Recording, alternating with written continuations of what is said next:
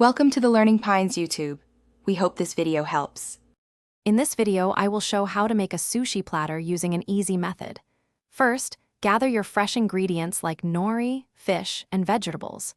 Next, prepare your sushi rice by cooking it and then mixing in a seasoned vinegar solution. This step is crucial for authentic flavor and texture. Make sure your workspace is clean and all your tools are ready before you begin assembling. Now, let's move on to filling and rolling. Place a sheet of nori, shiny side down, on your bamboo rolling mat. Spread a thin, even layer of sushi rice over 2/3 of the nori, leaving a small border at the top. Arrange your chosen fillings, such as sliced fish or vegetables, in a line across the center.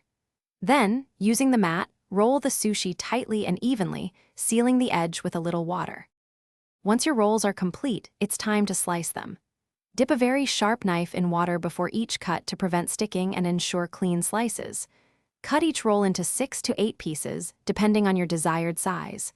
Now for the fun part, arranging your sushi on a platter. Be creative.